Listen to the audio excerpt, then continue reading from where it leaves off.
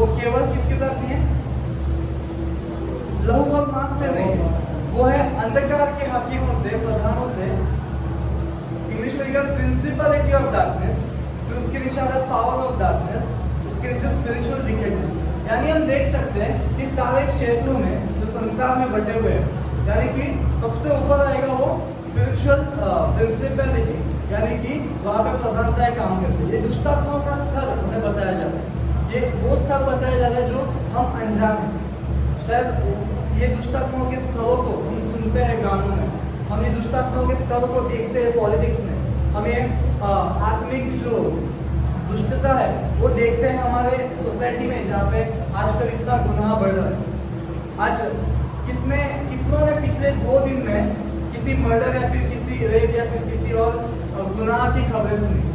ये केवल शारीरिक बात नहीं है, ये केवल ये बात नहीं है कि किसी का तो दिमाग खराब हो गया, किसी को तो ये हो गया वो हो गया और उसने पाप कर दिया, उसने हत्या कर दी।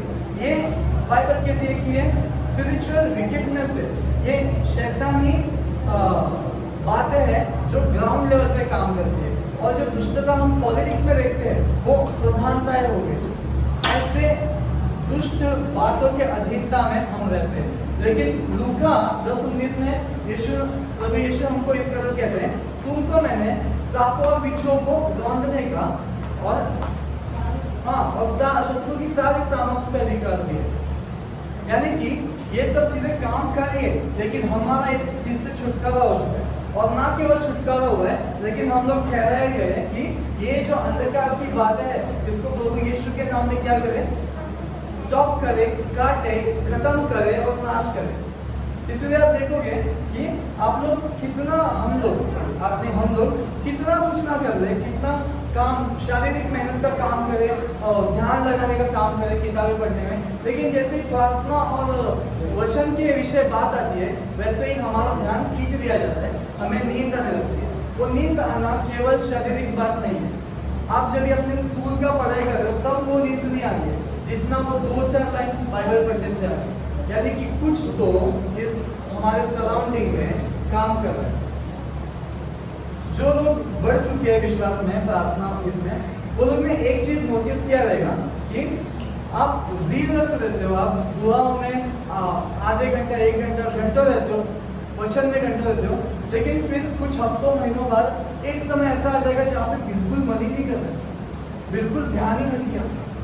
ऐसा लग रहा है अभी हफ्ता भर 4-5 हफ्ता किया, अभी काय को वापस एक दिन का ब्रेक ले लेता हूँ। मेरा अभी बिल्कुल वो दिमाग से वो जगह ही निकल गया, बात ही निकल गया कि मैं उधर वापस आ सकूँ। ये शरीर की ओर से नहीं है। ये बात आपको आपके हमारे कामों पे नहीं रही। हमको मालूम है हमें काम पे जाना है, हमको मालूम है हमें हमारी जिम्मेदारियां पूरी करनी है, लेकिन जब भी जैसे हम वचन की ओर ऐसा इस तरह बढ़ते हैं तो कुछ हफ्तों बाद अचानक से हमारा मन ही उड़ जाता है।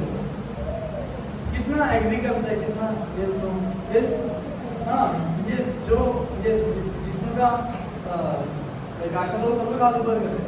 यानी कि ये केवल एक शारीरिक बात नहीं है, ये केवल एक मानसिक बात नहीं है, लेकिन ये आत्मिक बात है।